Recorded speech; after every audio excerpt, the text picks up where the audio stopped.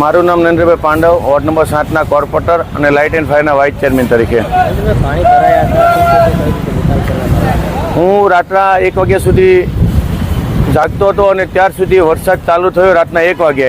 અને આપ જોઈ શકો છો કે આગાહી હતી વરસાદની આગાહીને કારણે વરસાદ વધારે પડવાના કારણે વેર રોડ પર પાણી ભરાણા હતા.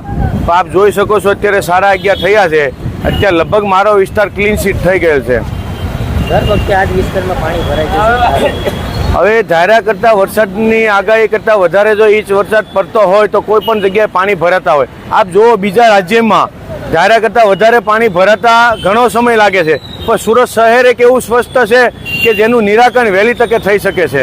અહીંયાના લોકો ખૂબ પરેશાન થાય છે. પાણી ભરાવાને લઈને વેપારીઓ બી બહુ અકળાઈ હતા, ગુસ્સે થઈ રહ્યા હતા.